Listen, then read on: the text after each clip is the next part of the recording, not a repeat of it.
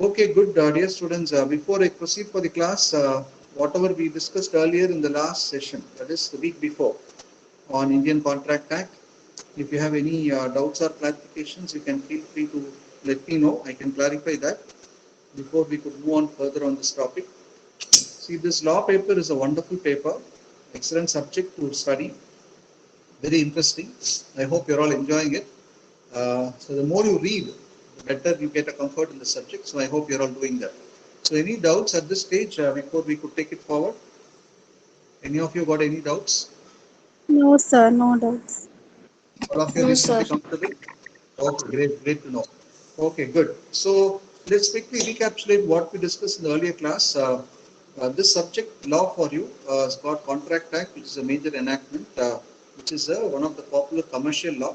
And then we have Partnership Act, we have LLP and company law, etc. So the objective of this live session is primarily to supplement the video classes, what I have been giving you on a regular basis, and also to interact with you, an opportunity to interact with you, and also to clarify the doubts or whatever you may have in your mind, so you get better comfort with the subject. Okay. So quickly to recapitulate, Indian Contract Act, we discussed about what is a contract. A contract is basically an agreement enforceable by law, and it has to fulfill all essential elements to be enforceable by law. So an agreement can be a social agreement which is not enforceable in the court of law, whereas an agreement of a commercial nature is enforceable in the court of law.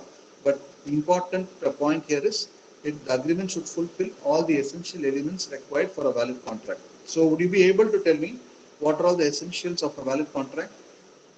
What are all the essential requirements of a valid contract? Sir, offer and acceptance.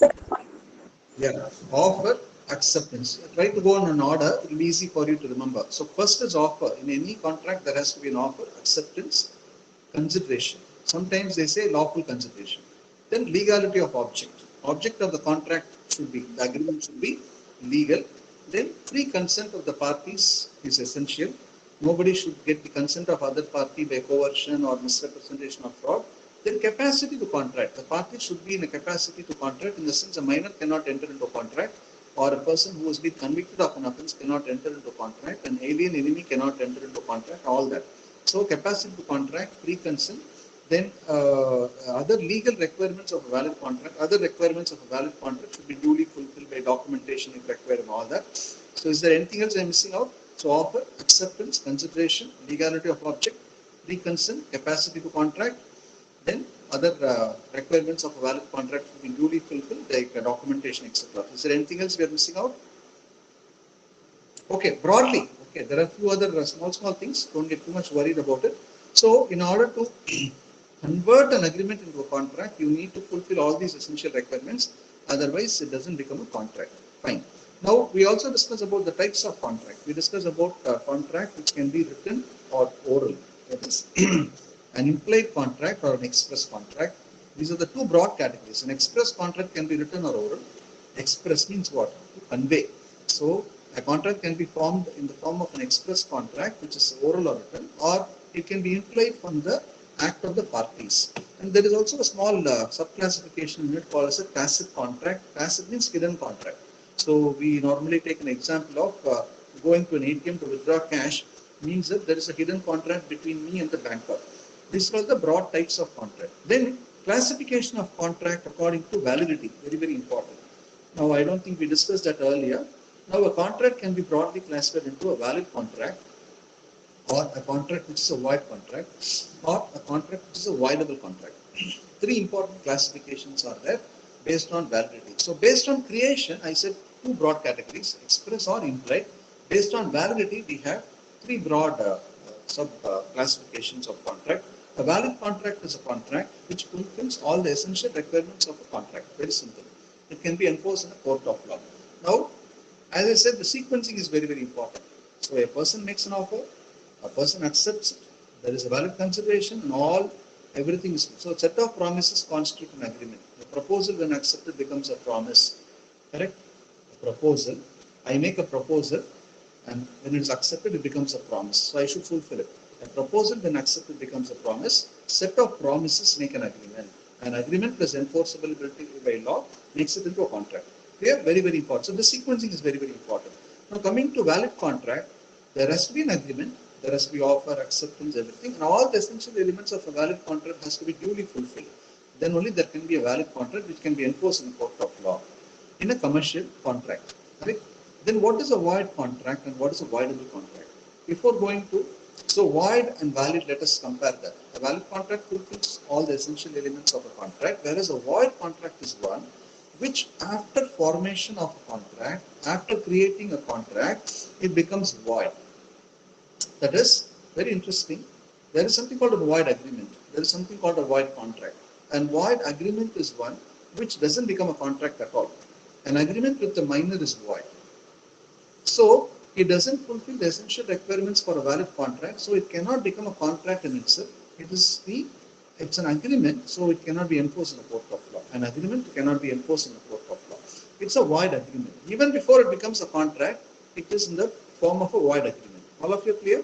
But after formation of a contract, everything is valid, everything is pakka, all essential elements of a contract has been duly fulfilled, the contract comes into picture.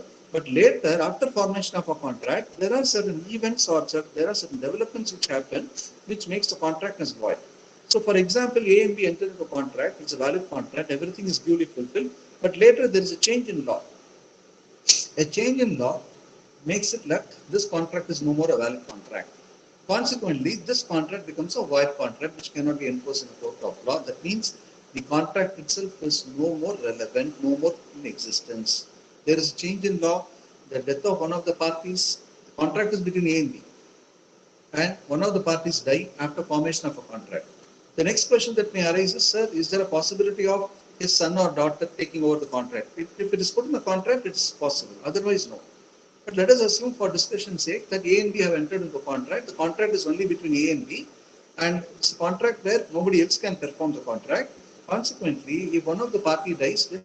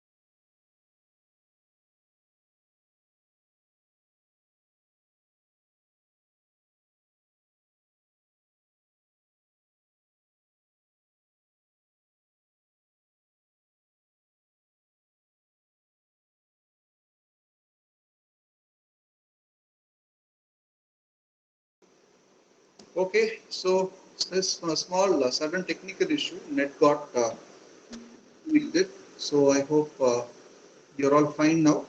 All of you are able to see me and hear me. Yes, Yeah? sir. Yes, sir. Yes, sir. Okay, Yes, good, sir. thank you. Suddenly got that. Suddenly got that. Okay, good. So we will continue further. Uh, is there any other student who has got an issue? Okay, almost all of them have joined back. Okay, good. Let's continue. So we were discussing about a void contract is a contract which cannot be enforced after its formation for reasons like change in law or death of party. Just as an example. Then voidable contract is very, very important. A voidable contract is a contract which has been formed into a contract, but it is voidable at the option of one of the party thereto, but not at the option of the other. Now this very important, dear students, you need to make a note of it. This is primarily due to lack of pre-consent. In a contract, when pre-consent is missing, then it becomes a contract of voidable nature. The affected party can later go to the court and try to cancel the contract. So let me give you an example. A and B enter into a contract. A threatens B to sign the contract. and B has signed the contract at the time because A is threatening him with a knife. Clear? B has signed the contract. So it's a valid contract in the eyes of law. Nobody can understand what has happened before formation of a contract. But later, B decides to go to the court of law and tells that he actually threatened me and he showed knife and asked me to sign the contract. Consequently, I signed the contract, but now I want to cancel the contract. Can it be done? The answer is yes. But the other doubt that may come in your mind is, sir, how is it possible? See, law is basically everything is on based on an evidence. So the person who is affected because somebody has threatened him to sign the contract and consequently he signed the contract can go to the court of law and prove to the court that he indeed threatened you and consequently you want the contract to be cancelled. The contract can be cancelled by order of the court. So voidable, it's an option, choice. You can choose to deal with it. See, for many reasons, somebody may cancel the contract at a later point of time or would like to cancel the contract at a later point of time because of such free consent missing. Whenever we talk of free consent, remember this: misrepresentation, fraud, then, so misrepresentation, I'll come to that separately. Misrepresentation, fraud, coercion, undue influence. These are the four, or you can go in any order, don't worry. Coercion, undue influence, misrepresentation, fraud. These are all the four areas or four ways in which you can actually take consent of the other party and which becomes voidable. Quickly to go through the meaning of it, of each of this. Coercion is threatening somebody or doing something in such a way that somebody is threatened or doing an act which is normally we call it as which is not allowed under Indian criminal procedure. It's an act of crime sort of thing. Okay. So I'll repeat, coercion is an act of a crime or which is not allowed under the Indian criminal procedure. Somebody is threatening to kill someone. Somebody is threatening with a knife to sign the contract. This is all coercion. This is an act forbidden under law, under the Indian Penal Code. Remember that. An act forbidden under the Indian Penal Code. Wherever it is done, in India or in a foreign country, you can go and threaten someone in a foreign country and sign the contract also.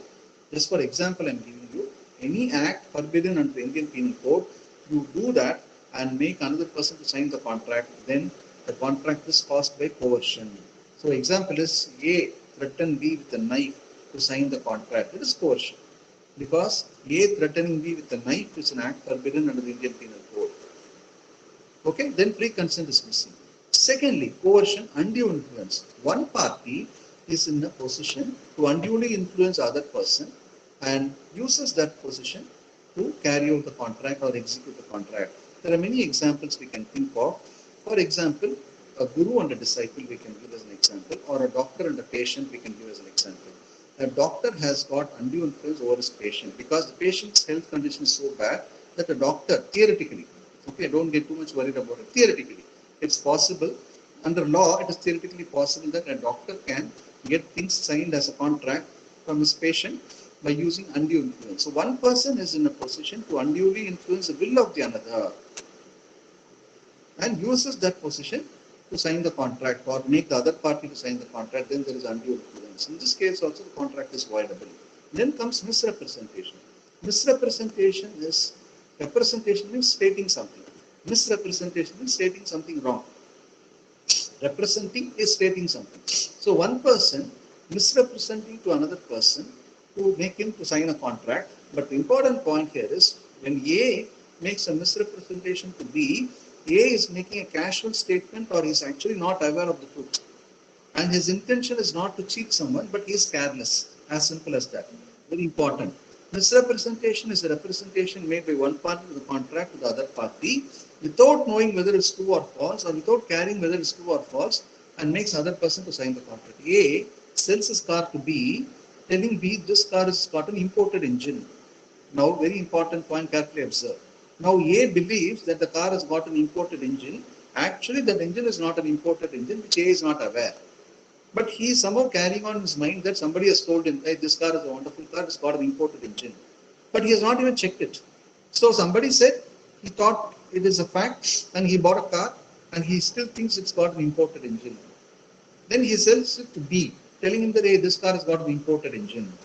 And B also buys it. But later B comes to know that this is not an imported engine, but a local engine, car engine. So now there is misrepresentation. Now the important point there is A without knowing properly, has made a representation wrongly to B and has entered into a contract. Now, the key point here is the intent. Now, coming to fraud, once you know what is fraud, then you can easily differentiate between misrepresentation and fraud. Fraud is knowingly misrepresenting a fact to someone else in order to make him to enter into the contract. So in the same example, A knows very well the car doesn't have an imported engine, but he wantedly makes a false statement knowing well that it is false and makes the other person to sign the contract, then there is a fraud. So the difference between misrepresentation and fraud is that in misrepresentation, the intent is not to defraud other person, whereas in fraud, the intention is to defraud other person and sign a contract. Now, in case of misrepresentation, it is voidable in nature. You can choose to cancel the contract later. A has misrepresented something to B, B can choose to cancel the contract later. In case of fraud, beyond that, you can also claim damages. A wantedly, knowingly selling a car with a local engine, telling that it's an imported engine to B, and B is purchasing on the basis of what A says, and B later comes to know it's not actually an imported engine, and A has committed a fraud on B. In this case of fraud, it's not only voidable, but also whatever damages have been suffered by B, that has to be compensated by A. So fraud is more problematic. But in all the four cases, coercion, undue influence, misrepresentation, and fraud. And there's one more final thing I'll come to that is slightly different in nature. In all the four cases, the contract is voidable at the option of one of the party. Normally, who is the one of the party? The affected party. Coming to the fifth one, mistake. A mistake is something in a contract, any person to a contract, any party to a contract can commit. There are two types of mistake. One is called a unilateral mistake and it's called a bilateral mistake. One party to a contract makes a mistake, it is called a unilateral mistake. When both parties to a contract make a mistake, it is called a bilateral mistake. Unilateral mistake is valid in court of law. Very important. I made a mistake. I went to a shop. I bought an item. I made my own judgment in purchasing that item. See, there are a few things I want to give you as an example. I go to a shop and buy a product with the brand, which is a fake brand, duplicate. I buy a wristwatch worth 10,000 rupees with the brand, but that turns out to be a fake brand. In the sense, duplicate. You know, in the market, there are a lot of duplicates. But again, in Sale of Goods Act, there is something called buyer beware. Buyer beware means the person who is buying the goods should take extra care and ensure that the product is buying is of good quality, etc. Because later he can't go and file a complaint. So now in this case, mistake, one person to a contract makes a mistake and other person has not told you anything about it. Okay, just for sake of discussion, I'm giving you as an example. There are many such examples you can think of. So A makes a mistake or B makes a mistake. It's called a unilateral mistake and the contract is still valid because you should have taken extra care. You go to a vegetable shop. Let us say, for example, you buy or you are running a hotel. You want to buy some vegetables. Carefully understand. This is all the more simple example. You go to a hotel, you are running a hotel, you want to buy materials, raw materials in the form of vegetables. You buy vegetables, ladies' finger.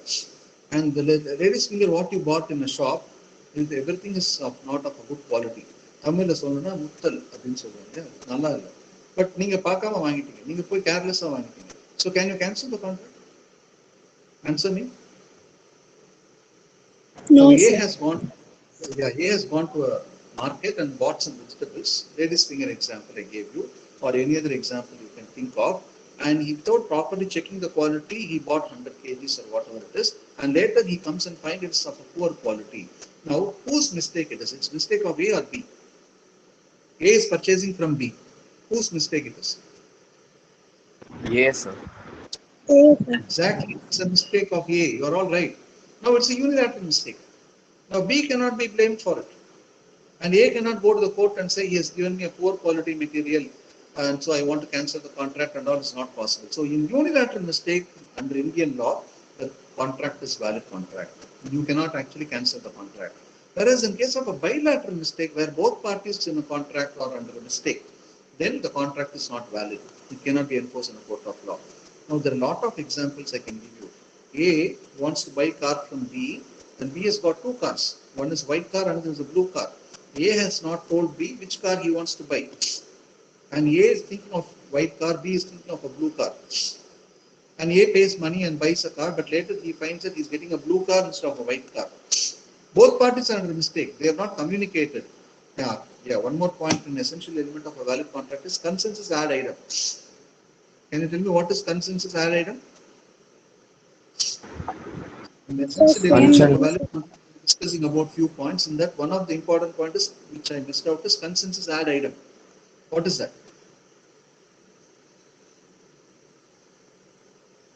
What is consensus ad item?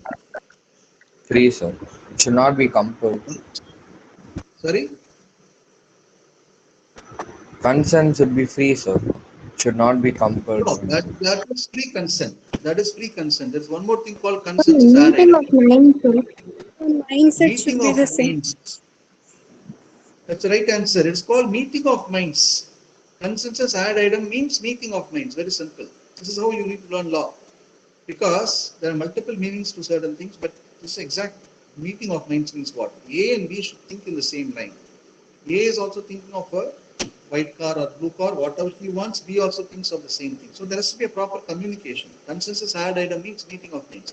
A is thinking something, B is thinking something. I'll give you one more example, but I'll keep it for later discussion also, because we are going to go through that in a little more detail. But for time being, I'll restrict to this. So, if parties to a contract doesn't have this ad item, then the contract becomes void. Later it can become void. That is, it can be cancelled or it can become void. That is, pre-consent is missing. There is a mistake by both the parties. So such contract cannot be valid in a court of law. Court will ask a simple question. Hey, come on, you are talking about a white car, he's talking about a blue car. There is no consensus ad item, so the contract is void. So in case of a bilateral mistake, the contract is void, whereas in case of a unilateral mistake, the contract is valid. Have you understood that? Clear? All of you are clear? Yes, sir. Yes, sir. Very good. Yes, Now, sir. uh, good. Thank you for the confirmation. Coming to another interesting point. Now, illegal agreement. Can there be an illegal contract? Now, there is something called an illegal agreement. Can there be an illegal contract? No, sir. No, sir. The answer is no. No. Exactly. You're all right. No. Very good. There cannot be an illegal contract. There can be an illegal agreement because agreement plus enforceability makes it into contract. When something is illegal, it cannot be enforced in a court of law. So there is no illegal contract. Void agreement and void contract, I gave you an example. Illegal agreement and illegal contract. There's nothing like illegal contract. There is something called illegal agreement. An illegal agreement is an agreement to do some illegal activity, but it cannot become a contract. This is something very fundamental. So, all of you okay? Then there's one more thing. There's something called, due to some technical defect in a contract, it cannot be enforced in a court of law. It's called unenforceable contracts. This last classification is unenforceable contract. The contract between parties has got some technical defect. Normally, a technical defect can arise in the form of a lack of documentation or poor documentation or mistake in a document. It has not been dated, it has not been duly signed, there is a mistake on the date or something like that. When you go to the court of law, it is not duly stamped. The document has to be duly stamped in stamp paper. You are not stamped it with the proper value. Indian Stamp Act and the basis நீங்க stamp பண்ணணும். ஸ்டாம்பிங்னா stamp paper சரியா பண்ணணும். அது பண்ணல. நீங்க white பேப்பர்ல agreement போட்டுருக்கீங்க. So these are all some technical defects in a contract which makes it as unenforceable in a court of law. Such contracts are referred to as unenforceable contracts. Clear? All of you are clear? So very simple things but very important things which will be handy for you. Now let's move forward.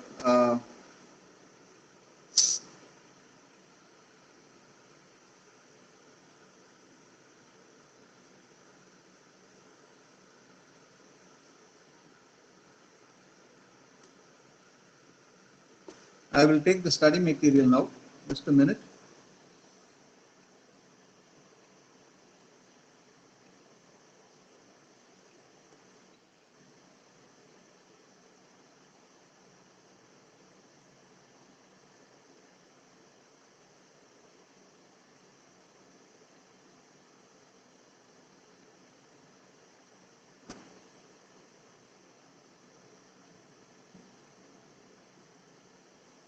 I want to share the study material with you so that we can go through that.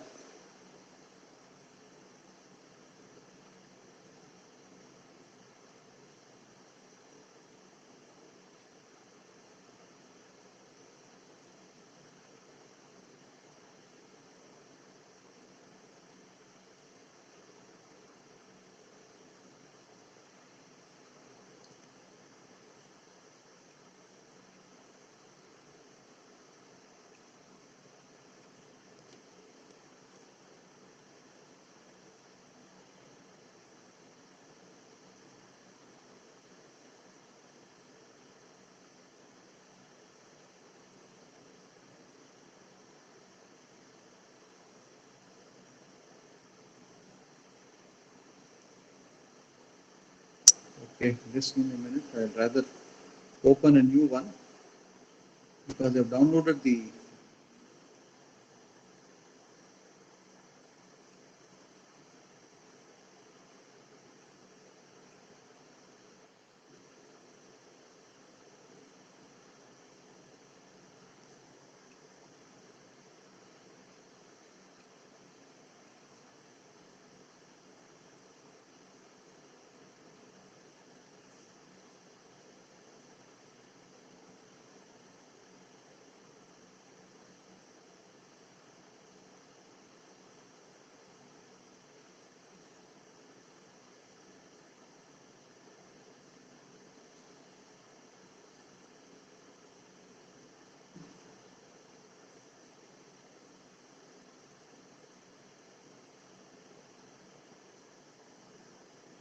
Okay, let me download it again. Just give me a minute.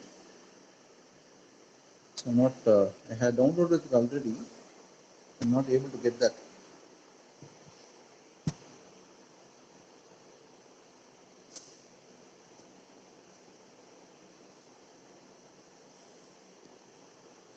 Just give me a minute. Okay, before moving on, the next thing I'm going to cover is about offer. So what we have done now is so far covered some basic aspects of contract, meaning of contract, types of contract and all that.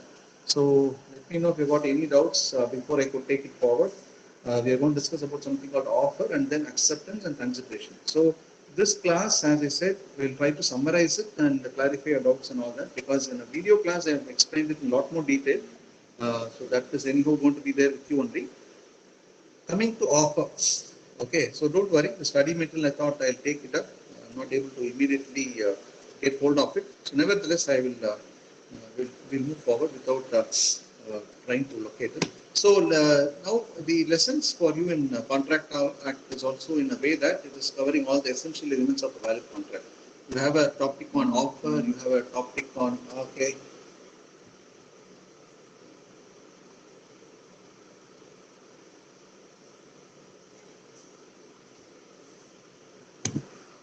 okay.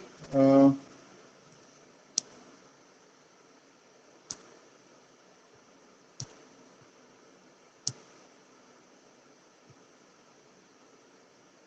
so we discussed all that. So I just need no, no, not this, not this. Okay, offer, acceptance, consideration. So we'll go through that now. Okay, offer, acceptance, and consideration.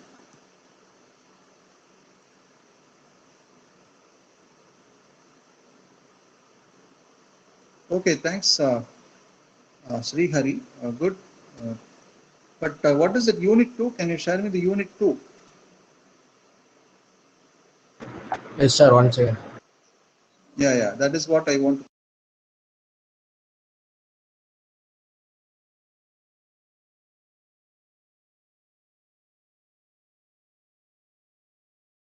Okay, very nice. Okay, so let us again. Again, the same issue. You're not able to see me. Not able to see, sir. So again, some net connection. 1 minute. Okay, consideration. It has gone into consideration. Yeah, sorry for bothering you, Sri Hari. I want to actually go through offer and acceptance. I think then it's in lesson 111. Oh, Lesson one second. 111B. Yeah, no issues, no issues. Take your time. So again, there's some technical network issue. So your screen is also frozen. I don't know why it's happening today like this. Again and again, there's a connectivity.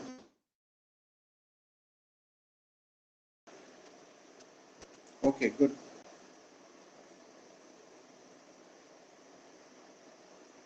Okay, good.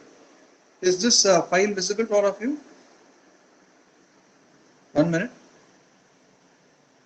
61769.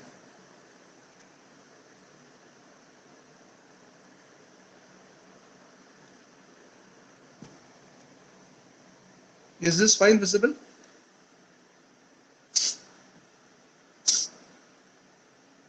Dear students, are you Yes, able to hear me? sir. Okay. Yes, File is sir. visible? Okay, good. Then let's proceed. Yeah, thanks, Sri Hari. Thanks a lot. It really helped me because I have downloaded it, but I missed to note down the numbers. I've been searching. The kindly help is well appreciated. Good. So let's now continue. So I was talking about types of contract. Okay, before moving on, I think all this we covered. Maybe a few things I'll touch upon as per your study material. So we discussed about a valid contract, voidable contract, legal agreements, unenforceable contract, express contract, implied contract, quasi contract. Okay, let me quickly, briefly tell you what it is. A quasi contract, the word quasi means something similar to. You would have heard of this word quasi or quasi, something similar to. Quasi government, you would have heard of that. It's similar to government. So the point here is whenever we talk of the word quasi, it means something similar to. Now, quasi contract also is something like a contract, but actually not a contract because it doesn't fulfill all the essential elements of a valid contract. Now, I'll give you an example. Finder of goods. Finder of goods is a classic example for quasi contract. I think in the video class also I was talking about it, discussing about that. So when you're actually walking in the road, you find a diamond ring. We discussed that in the video class also. Now it's okay to discuss that again. So you are finding a diamond ring while you're walking on the road, and there's nobody else around. So I basically asked you a question in the video class. What will you do? Okay. So now I'll ask the question again quickly. So what will you do when you on the road you find a diamond ring or let us say for example 5 lakh worth of a cash bag, it is lying on the road. What will you do? Can you give me an answer for that? Sir, return it to a police station. Okay, good. So you return it to the police station. Now there are two options in front of you. One is that you find a cash bag, you choose to pick it up and give it to the police station. The other set of people who can think, let us hear from others. Okay, so quickly others also can tell me what you'll do. You find a 5 lakh rupees of a cash bag or a diamond ring, whatever, while you walk on the road. So what will you do? Okay, sir. Sorry, Sir, I will just pass by, sir. what will you do? Sir, I will just move on, sir. I wouldn't do anything. Okay, good. So you'll move on. You will not do anything. You may think, why should I take it in some trouble? Okay, fine. So many of you would feel like giving it to the police station. Some of you may feel like I'll ignore and go. Some of you may feel like I'll take it and keep it with me, whatever it is. The interesting point here is under the law, when you pick up something belonging to others, that's what when you refer to as finder of lost goods. You are finding somebody who has lost his goods, you are finding the goods and you are keeping it with you, and you have an obligation, legal obligation. A quasi contract is not a contractual obligation but more of a legal obligation. Very interesting. Then what is that legal obligation? My legal obligation is to find the owner. So that is why lawfully, when you find something belonging to someone else, the law imposes an obligation on you to find out the owner and try to hand it over to him. But as you said, giving it to a police station is fine because they may also try to find out the true owner and hand it over to him. But this is not an actual contract between you who have find the goods and the person who has lost it. But it is enforceable in a court of law. What does it mean? When you pick up goods belonging to another and keep it with you, there is a legal obligation on you to find out the owner and give it back to him. So there is no contractual obligation but a legal obligation. That is a quasi contract. Understood? So all essential elements of a valid contract may not be present there, but it takes color of a contract. That is what we call it as a quasi contract. There are many such examples in quasi contract which will cover it. There's a separate lesson itself in that. Then coming to e-commerce contract, you all know today everything is happening through electronic commerce. You buy goods through Amazon and Flipkart and whatnot. And these are all contracts which are created through internet and electronically. It's implied contract basically. Sometimes you may know in Google when you open an email account, when you open new email account, no, they'll say, I kindly tick this point. I agree with the terms and conditions. So you don't even read it, you tick it and you proceed to open an email account. So this is a contract. If you really read that, you may not even open an email account. Similarly, there are a lot of things we do with reading or without reading, but there is a contract. These are all examples of e-commerce contract. Clear? Coming to performance of a contract, yeah, I think we need to go through this quickly. Executive contract and executory contract. When both parties to the contract have performed their obligations and promises rather, it is an executive contract. Executed is like completed. Executory, when both parties to a contract have not performed their promises, it's called executory contract. That is yet to be performed. Unilateral contract, one of the party has performed this promise, it's called unilateral contract. Bilateral, both the parties have not, unilateral, one of the parties has performed, other party has not performed. Bilateral contract, both parties have not performed their obligations. Actually, executory and bilateral are similar in nature. The only thing is executory contract is a promise to be fulfilled, or a contract is of a promise, whereas a bilateral contract is both parties are yet to perform their obligations. It is an obligation for which they have entered into a contract which they are yet to perform. So there is a thin line of difference between executory contract and a bilateral contract. I will take you through the meaning of it. It will be easier for you, particularly this.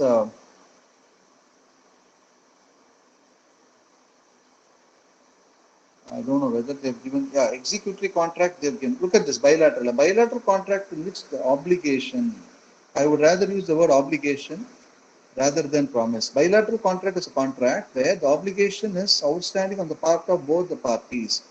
A promises to sell his plot to B for 1 lakh cash down, but B pays only 25,000 as earnest money. Earnest money means like a deposit, and promises to pay the balance next Sunday. On the other hand, A gives possession of plot to B and promises to execute a sale deed. See, both of them are pending in their activities on the receipt of the whole amount. The contract between A and B is executory because, again, they're using the word executory. It is bilateral because both of them have to perform their obligations. So I would rather use the word obligation here for bilateral contract. Remember this very carefully. In case of a bilateral contract, both parties are yet to complete their obligations. Whereas in executive contract, where both of them are yet to perform their promises. So that is the way you could differentiate between an executive contract and a bilateral contract. Both are lookalikes and they mean similar. There is a very thin line of difference. Understood? Clear? Yes, sir. Yes, sir. Okay. Okay, Yes, excellent. sir. Now coming to, good, thank you. Now coming to proposal or offer, that is the first step in a contract. One person makes an offer, other person accepts it. So an offer and then acceptance. Very important. In law, you are all supposed to remember the definition as given in the Act. So look at the definition here. According to section 2A of the Indian Contract Act, when one person signifies to another his willingness to do or to abstain from doing anything, to do or to abstain from doing. So I promise to do something or I promise not to do something. Both are offer only. Now I'll give you an example to understand this as we complete the definition. So when one person signifies means what? Conveys to another. This is how you need to read the definition and understand it. Each word you should understand it properly. When a person signifies to another his willingness to do or abstain from doing anything with a view to obtaining the assent of the other. Now, very importantly, when I make an offer, I should ensure that the offer is with an intention to get the acceptance of the other. Without that, there is not a proper offer. It's not a valid offer. Clear? So now coming to the point, doing or abstain from doing something both comes under the definition of an offer. I promise to sell my car to B, then I am offering my car to B. Now, I am in a partnership, I am retiring from the partnership, and the partners tell me that you should not carry on a similar business for the next 5 years. Now, I agree, I will not carry on a similar business for the next 5 years. They are paying consideration for that. It's a valid contract. The agreement is valid. In fact, we'll be discussing this in a lot more detail later. But the point, because agreement and restraint of trade is void in solvom, or agreement stopping someone from doing something is void solvom. But exception வந்து பார்ட்னர்ஷிப்ல ஒரு partner retire ஆயிட்டு போறார் R resign பண்ணிட்டு போறார். அப்போ resign and retirement is a technical word. So retire ஆகி போகும்போது அந்த பார்ட்னர் சொல்றார், I will not carry on a similar business for the next 5 years, you pay me 10 lakhs. Because he knows the complete secret of the business and he cannot go and become a competitor. And the other partners agree to pay him 10 lakhs. It's a valid contract. It's a valid contract. So it's a valid offer. So I am offering not to do something. That is also a valid offer. I am offering to do something. That is also an offer. So an offer is doing something or not to do something. Clear? All of you are clear? Okay. Now coming to the meaning of an offerer. The person who makes an offer is called the offerer, and the person who accepts is called the offeree or acceptor. Okay, and there are few essential requirements of a valid offer. Before that, kinds of offer. Now, an offer is either an express offer or an implied offer. Express offer, as we all know, express contract, every meaning understand pannamo, similar meaning is here. I, A, offer to sell my car to B by oral. I orally inform B that I would like to offer my car to you. So that is a valid offer. It's an express offer. Or implied offer, we have discussed example earlier, running a bus and you enter into a bus. There is an offer, there is an acceptance. So a bus company, a bus transport company, flying a bus between two routes, Chennai to Paris, and you are boarding the bus. Now, who is offerer, who is acceptor?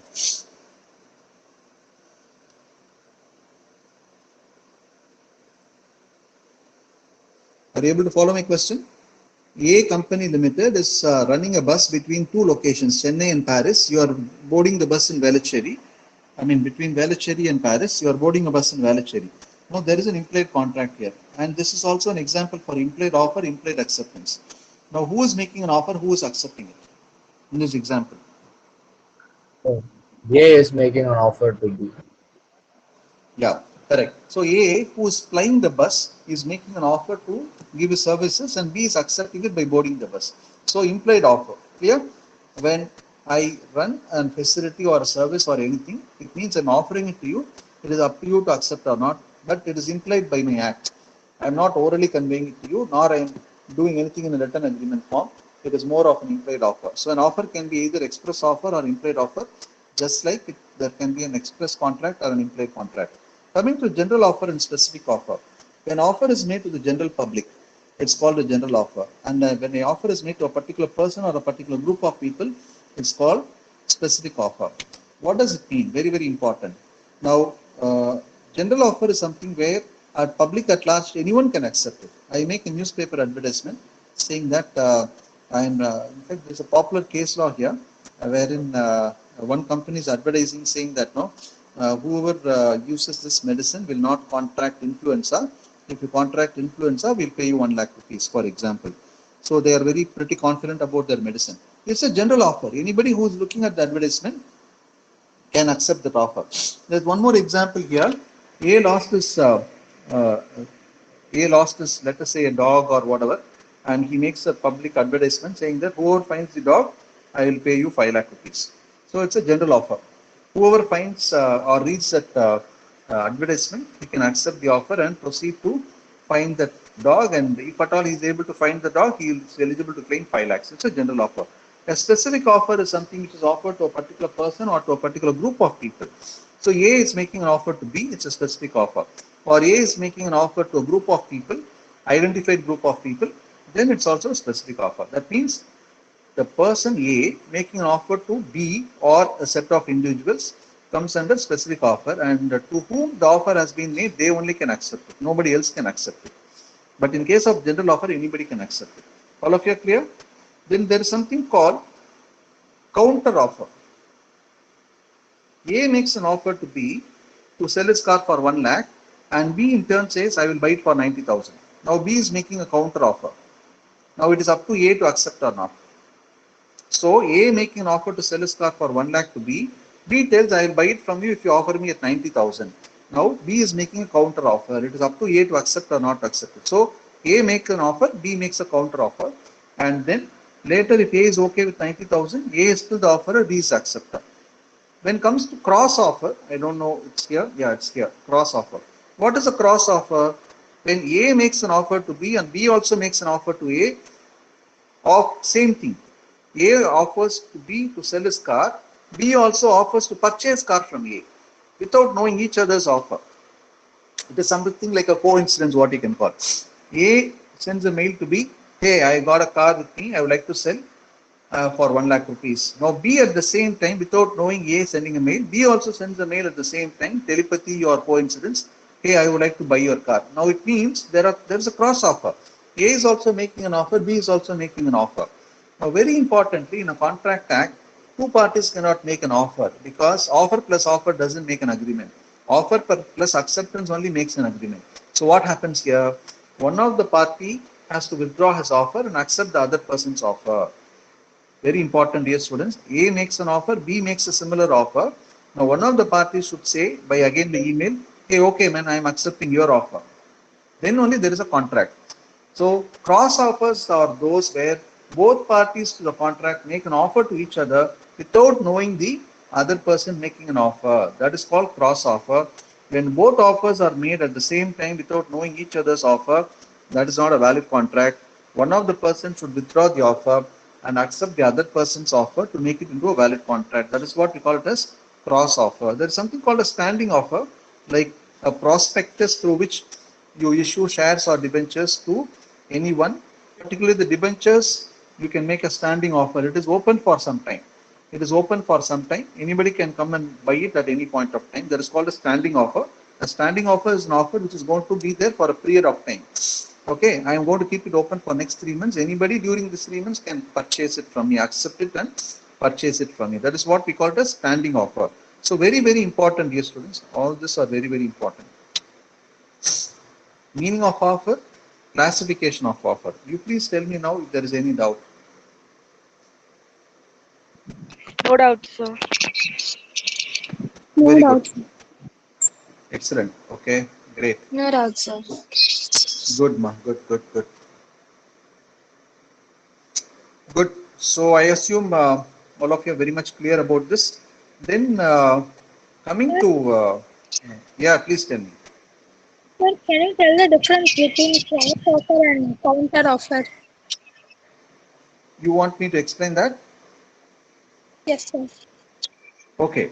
Counter offer is A making an offer to sell his car at 1 lakh to B, and B tells I can buy if you offer at 90,000. Then B is making a counter offer, and it is up to A to accept. Now, when A offers to sell his car to B for 1 lakh, B, without knowing the offer made by A, also makes an offer to buy B. A, B is making an offer at 1 lakh rupees. Same, everything is same. So A is also making an offer, B is also making an offer without knowing each other's offer. It's called cross offer.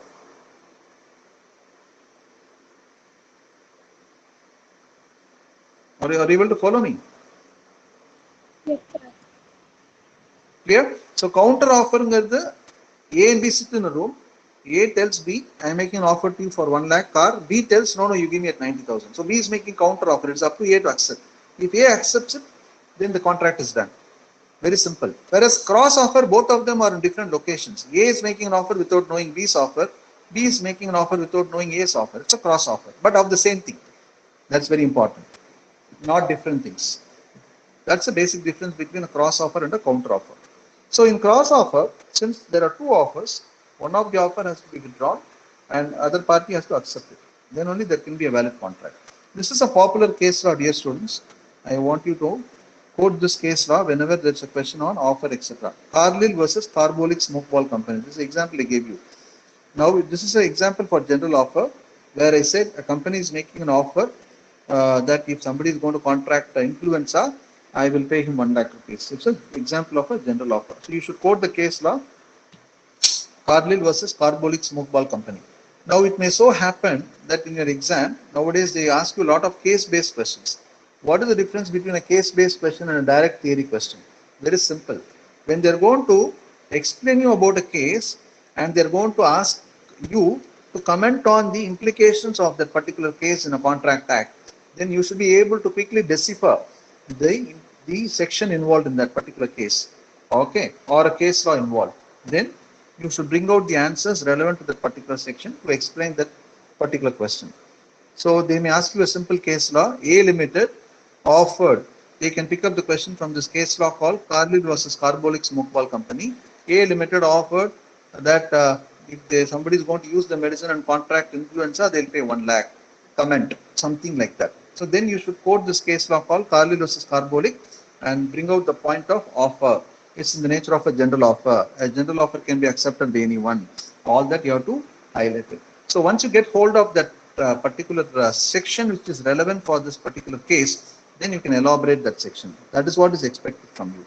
So that is your ability to identify which is the provision of the act relevant to that particular question. So you need to be really thorough with the provisions, then only you'll be able to identify that. All of you clear? Yes, Sir, sir. I have a doubt. Please proceed. Sir, in example 38, the last sentence I'm not able to understand. If later on B agrees to buy the plot for 10 lakhs, A may refuse. How can the offerer refuse signing a contract after um, the acceptor has accepted or agreed? No. Example 38, I'll read out. This is the example similar to that one I gave you. A offers to sell his plot to B for 10 lakhs, whereas B agrees to buy it for 8 lakhs. So B is making a counter offer now. It amounts to counter offer. Now it will result in the termination of offer of A because A's offer is no more valid. B's offer is something now which for A to accept or not. If later B agrees to buy the plot for 10 lakhs, A may refuse. Now, may refuse na solran. May refuse. What does it mean? Initially, when A offered for 10 lakhs, B did not accept it. B says, I will buy it at 8 lakhs. So there is a counter offer made by B. But A says, no, I cannot sell it below 10 lakhs. Then B says, okay, fine, then I will accept for 10 lakhs. It's sort of A which A may choose to refuse. So actually, this may refuse is very important. It's a choice of A whether to accept that or not to accept. That is very general in nature. So I don't think you should get worried about this point because that is not relevant for counter offer. What is relevant for counter offer is this part. Puriyada? Yes, sir. If later B agrees to buy the plot for 10 lakhs, A may refuse to solran. அது பண்ணா என்ன பண்ணாட்டி என்ன. But counter offer ங்கிற meaning is different. A makes an offer, B makes a counter offer. It is up to A to accept or not to accept. Very simple. If B's counter offer is accepted by A, then there is an agreement, there is a contract. If B's counter offer is not accepted by A, then there is no contract. As simple as that. Okay, sir. Clear? Very good. Very good. Any other doubts? Anyone else has got?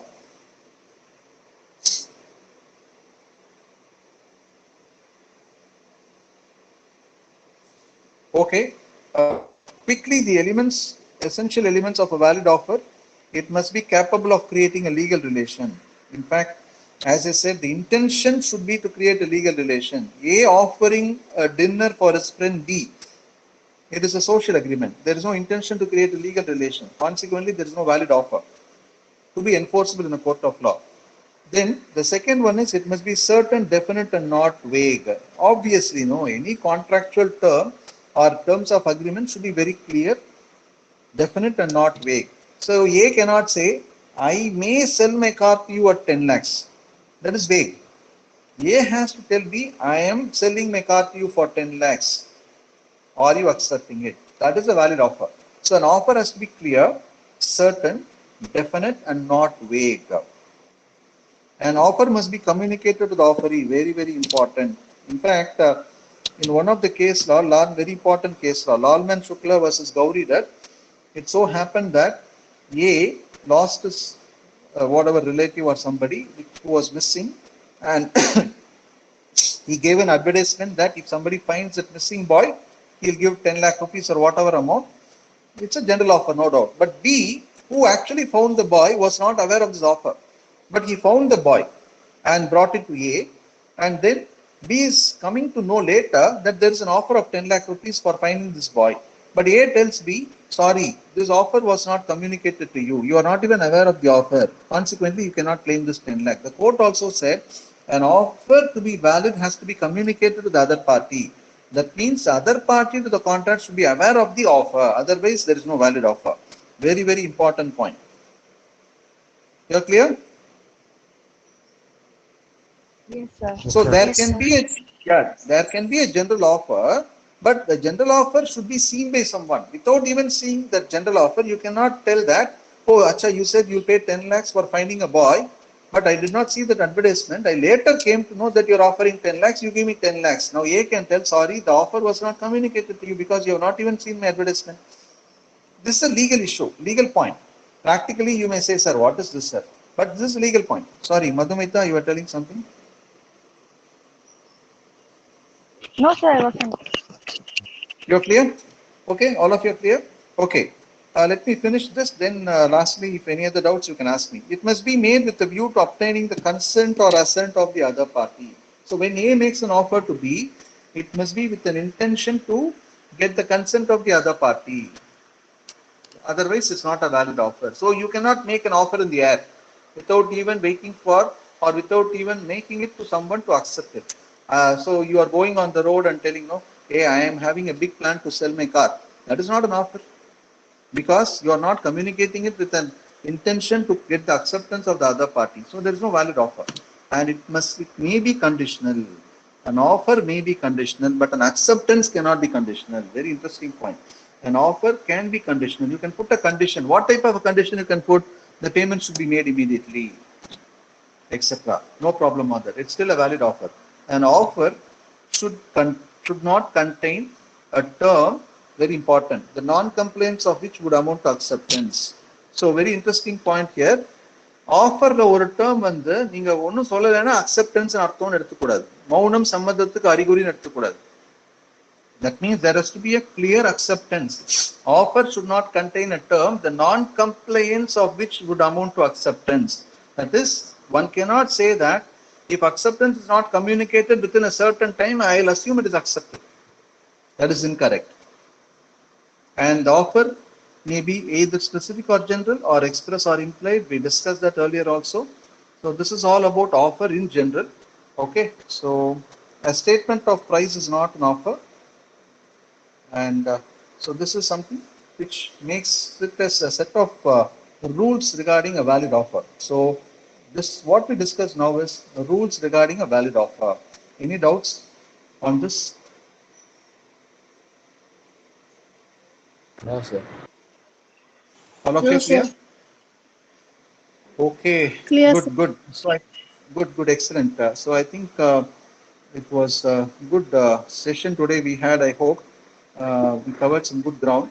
And again, I'm repeating, the intent of such live session is one is to supplement the video classes. Second is to make it interactive and clarify your doubts.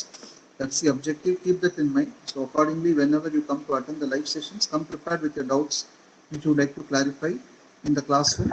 And not only that, law or any other doubts also, you can feel free. But I will also try to see if I could extend this session by another half an hour in the next class, so that we can have a 1.5 hour session. So instead of 8 to 9, we look at 8 to 9:30 or so, possibly. So that will enable us to also spend some time to clarify any other doubts on subjects like accounts, for that matter in particular. I can clarify that. So before we close the class for the day, you let me know if there's any other doubts or clarification. And so I have already communicated regarding the test plan. So you all have to submit a test plan by 30th of this month to start your test from 1st of August. And all of you, I request you to write the test properly, because that's the only way you can master the practice of writing your exams. Otherwise, in exam hall, time management and accuracy will be an issue. So try to write all your tests. I have already circulated the topics for test, and kindly go through that. And if there is any other doubts on that, you let me know. I have circulated a FAQ on test series. Kindly go through that also and let me know if you got any doubts on that. So writing test becomes an important part of your study. Kindly do that. And everyday video class, whatever I post, kindly go through that on the same day. Don't have any backlog. You have a lot of syllabus to cover. So go through that once, and then progressively you can cover those topics as a subsequent revision and all that. Okay, clear? Clear, sir. Yes. Okay, good. Thank you all. Thank you all. Thank you all for the active participation as usual. And I like it. I hope you also enjoyed the last year live sessions. So let us make it very interactive as today we had also. I'll catch up very soon in the next session next week. And as I said, we'll try to see if we could make it as a 1.5 hour session. So 8 to 9:30 is what I intend to do, so that you have some more time to cover. I'm not going to get into detail of every topic. I'll try to quickly go through that in a summary form, because I've already done this in the video class also. So not to be repetitive, and there's no point in repeating the whole thing. So I'm using it in a different dimension for the classes here. Okay, good. So thanks a lot, and I'll catch up with you very soon. Take care. Have a nice day and a nice weekend. Okay. Bye. Thank you, sir. sir. Thank you, sir. Thank you. Thank you, sir. Thank you. Thank you, sir. Thank you. Thank you.